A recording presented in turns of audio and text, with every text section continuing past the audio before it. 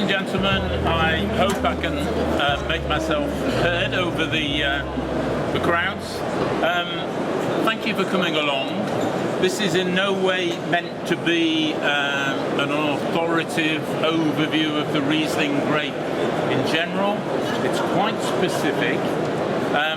But you'll see that for the first time ever really, there is a South Germany stand at the London Wine Trade Fair, and all the wines on the stand are from Baden-Wurttemberg in the deep south of Germany. And although there are a lot of other interesting wines on the stand, it would be very foolish of us to forget Riesling, and we have arranged this wine tasting this afternoon as proof of that. We're still talking in Württemberg of 20% of the plantations being of Riesling, so it's still a very, very important grape variety, and that would probably be similar in Baden. Yeah, probably similar in Baden, some areas more than others. The first wine, I just wanted to show this because we sometimes forget that you can make sparkling wine from other grape varieties than Chardonnay and Pinot Noir and Pinot Meunier. And I think Riesling, Flaschengerung, a traditional method, Riesling, was an interesting start to the tasting this afternoon. It's from a single estate, the estate of Burg, Ravensburg, which has been there from Middle Ages time immemorial, I think. A castle, 760 years of making wine. Sometimes easy to forget about things like this, and I think they can be quite important really, that these people have been making wine in this same vineyards, this same site for nigh on 800 years. So we've got Riesling Sekt. How many of you have tried sparkling wine made from Riesling? Just to give me a clue. So, yeah, quite a reasonable number of you. Very good. I think if we opened it out and went out in the street, much fewer people would probably have tried sparkling Riesling. So I just wanted to try this. The vintage, let me just double check this, is 2008. The wine is made by the traditional method. I'm going to pour myself a little bit in the glass, and then they will come round and serve you this wine.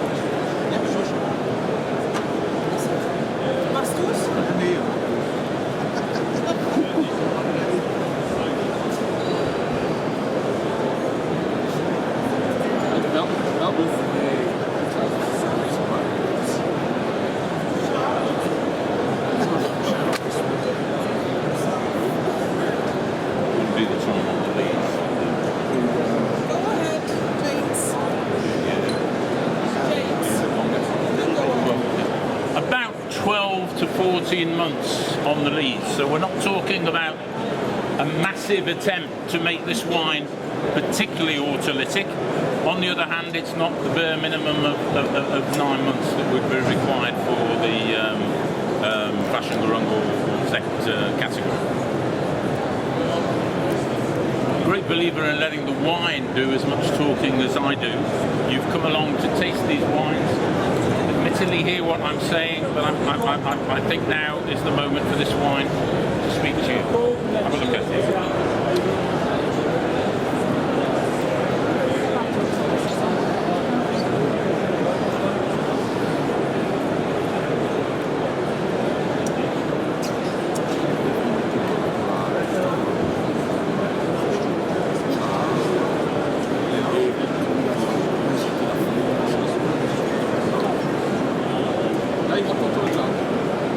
I think immediately one of the reasons why we've got this stand, and then the UK in particular, tend to react. You show them something that's German, and they imagine straight away that it's going to be sweet. So here we've got a brut, not absolutely austerely dry, but we have a dry sparkling wine made from the great noble Riesling grape. And it would be nice to see a little bit more people trying this out, I think, in other countries. Other countries that have got Riesling planted why not see some more? I think it's an interesting style. We tend to sort of develop a habit of expecting champagne flavours, and that, because that's normally what we drink, or we drink styles of wine which are aimed at tasting like champagne.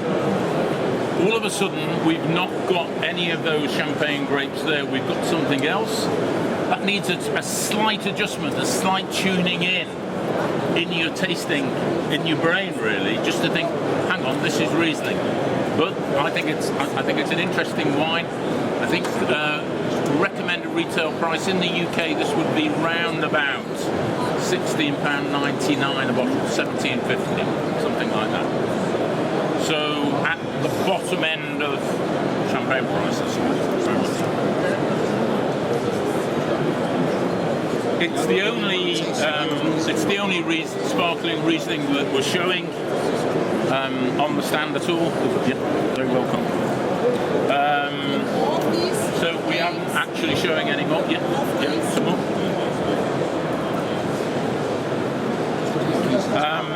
So we're going to move on to the second wine in our tasting this afternoon. There's I don't know whether I should say this, but I think I probably should. There's a sort of realization, I think, amongst the Germans that if you tell people that we're about to taste a Riesling Spätlese Trocken, they will, people will even more than usual assume that they're going to be tasting the Spätlese, and a false assumption that Spätlese is going to mean that you've got sweetness in the final wine, which, as professionals, you all know is not the case. The Spätlese is simply indicating to us the levels of grape sugar in the must prior to fermentation.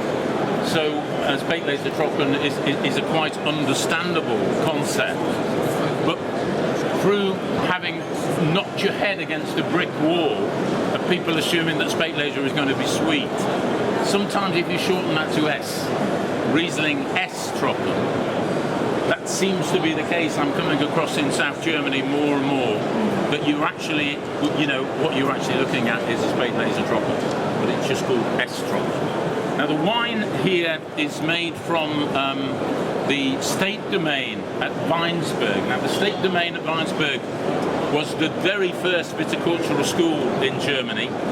In the 19th century it was founded, and it's a similar setup to Geisenheim. You have a kind of dual role going on here.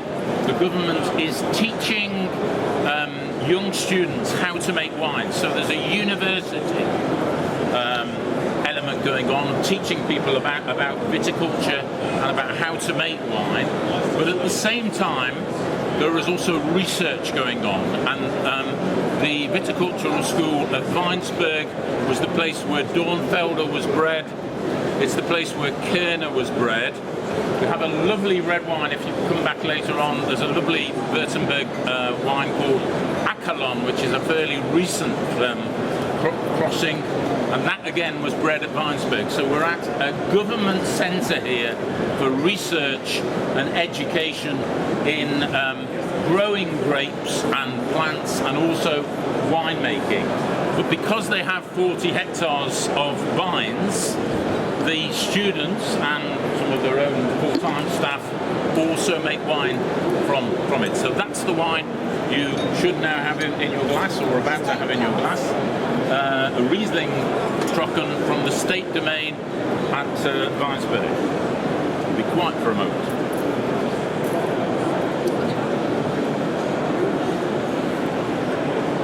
But not too long a moment, because you are here to hear things. Big generalisation, but because it's considerably warmer here than further north, so you get a different style of Riesling. And to put it very simplistically, you get a Riesling which has more body and more weight. And Germany is the heart and soul of Riesling, but there's something when you taste wines like this that might well make you think about New World that might make you think about Clare Valley and Eden Valley, and it might make you think about New Zealand as well. So there are, I think, sort of interesting sort of slightly warmer climate, still cool climate, but slightly warmer than further north. You've not got that same ability for a wine to age perhaps so long as if it came from the Rheingau. I don't know, David, if you'd agree with me, but you know, maybe they aren't for such long keeping, but they are kind of approachable, and this is the important message I'm trying to get over. These are dry wines. They've been picked nice and ripe, but they are dry wines. And hopefully, I'm just going to put some of this onto my palate. We have some of the archetypal characteristics of Riesling, and you can still recognise those. 1 second.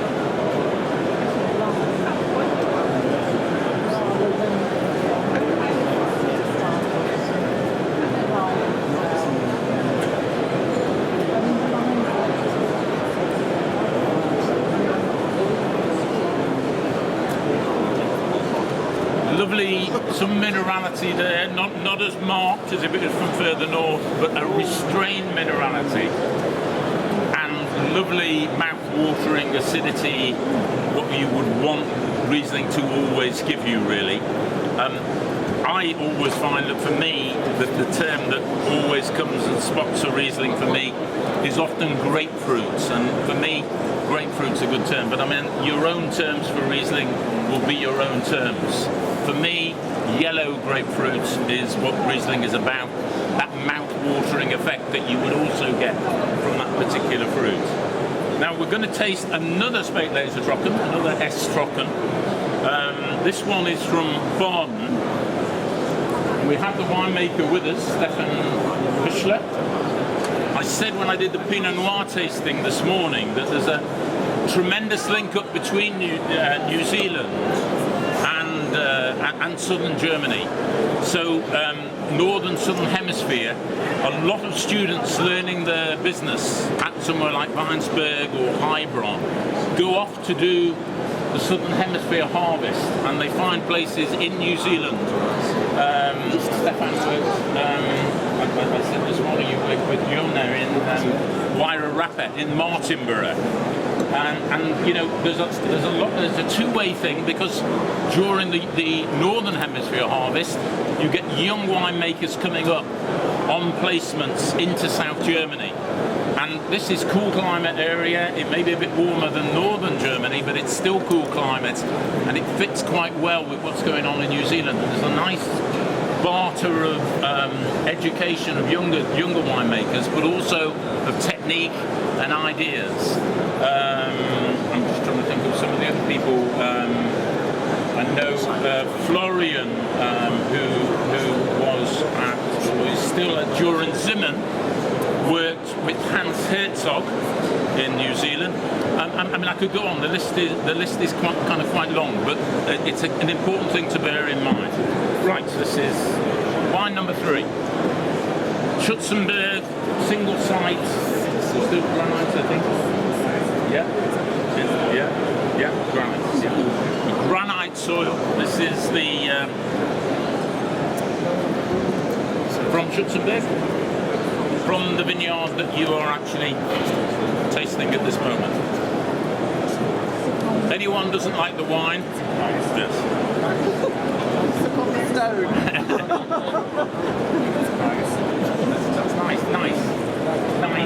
Nice. Not the granite was from that was from the Pinot Noir we had this morning. This is the Schutzenberg stone.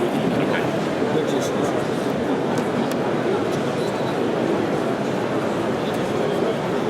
Quite a fascinating, quite complex nose on this wine.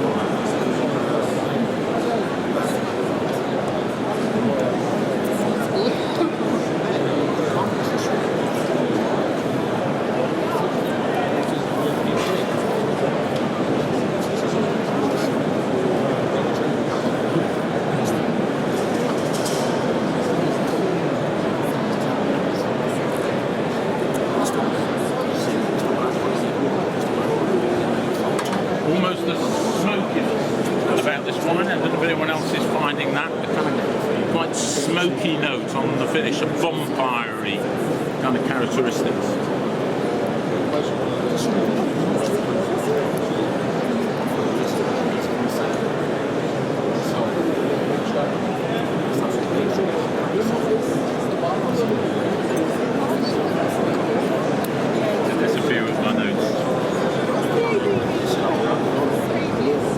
ABV on this Riesling is 12.5.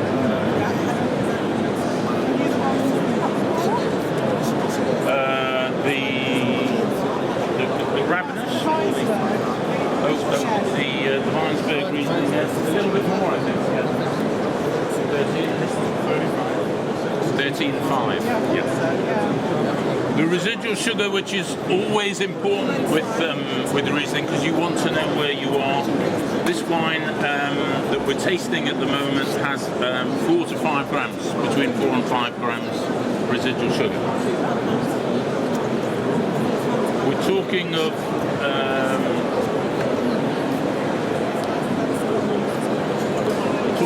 quite small scale production here. I think we've got a palette of this wine for the UK, and just to give you a clue on price, you'd be looking at a wine which would retail about £16.50 a bottle.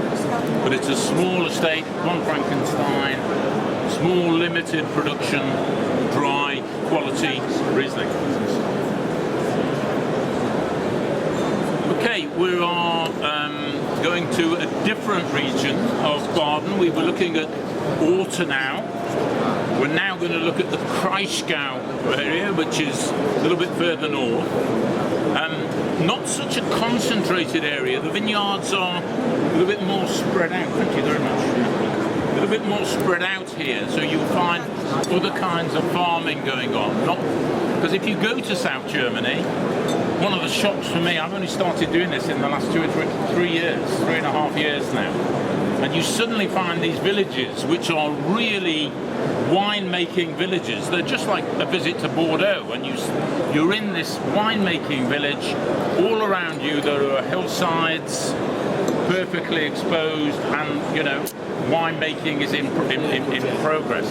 Kraichgau, I think it's probably right for me to say, not quite so concentrated, not quite so much winemakers' villages, a little bit more disparate, but lovely area, particularly for Pinot Blanc and for Riesling. Now we have here a wine from Burg, Ravensburg, the same estate that I said had been making wines for 800 years, and certainly until about 10-15 years ago this was a Grosse Gewachs site, just at the top vineyards, at the very, very top of the hill, below the castle of Burg Ravensburg. Yes.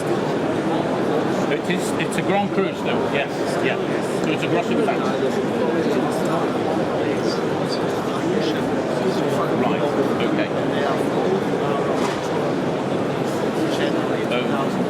Okay, so it will reappear.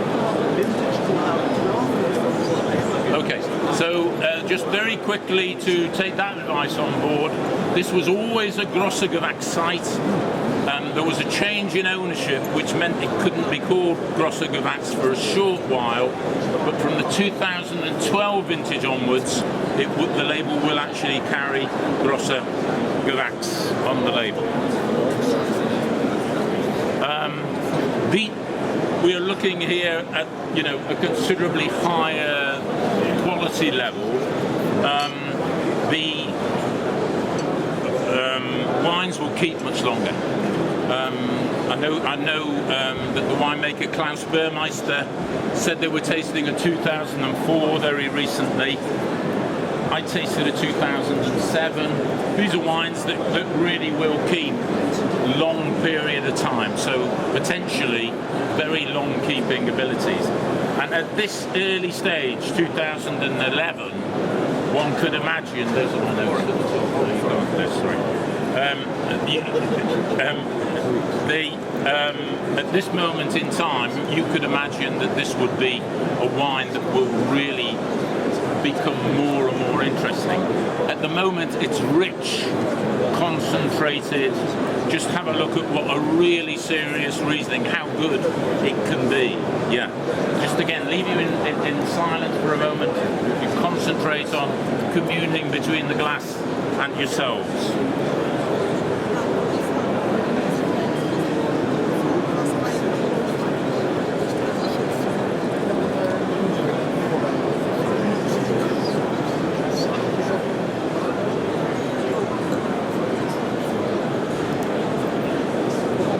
To say, you know, when I've been in New Zealand or when I've been in Adelaide Hills, which are cool climate areas, which are trying to do things with Riesling, one could just imagine their comments and their feeling if they were able to make a wine as wonderful as this. This is real world-class dry Riesling, and I hope you agree. It's a bit young, it's obviously too young, but it has a lot of life still to come. Okay, I don't know how I'm doing. We've got one more wine to taste. I didn't want to keep you too long. We said 20 minutes. It's exactly 20 minutes, yeah. Oh, this wine is available in the UK. Retail, £24.50 a bottle. So it is in the UK already.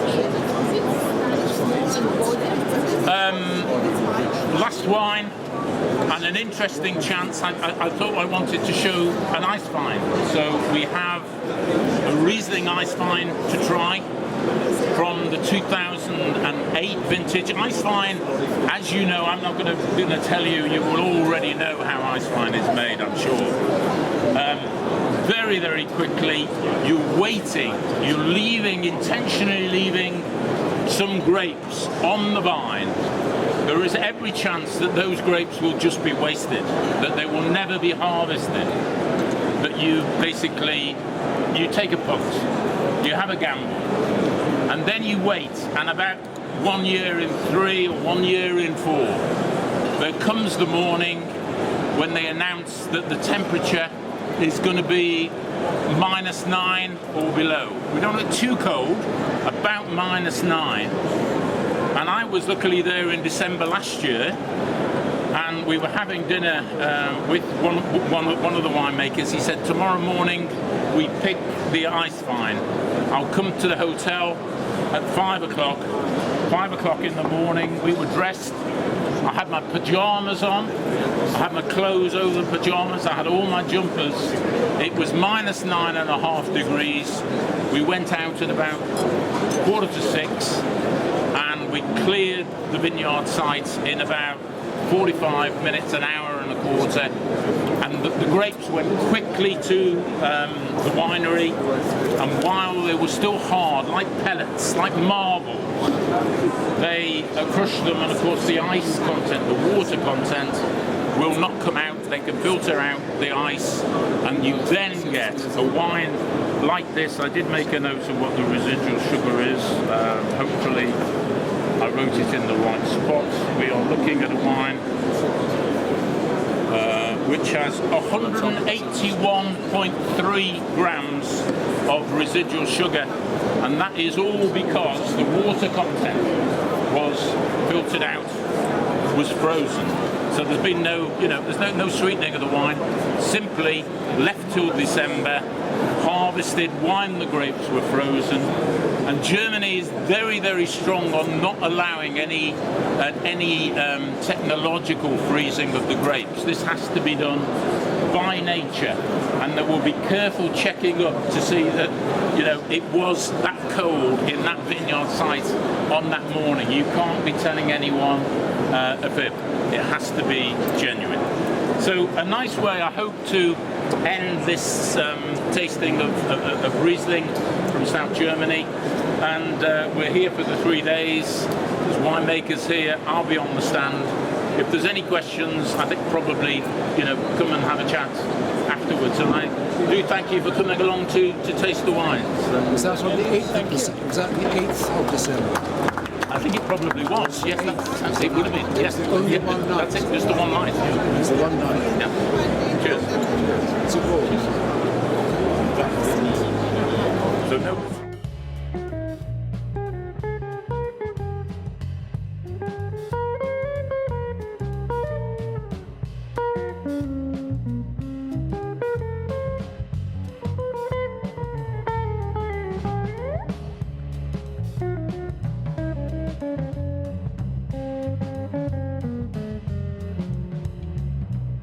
December.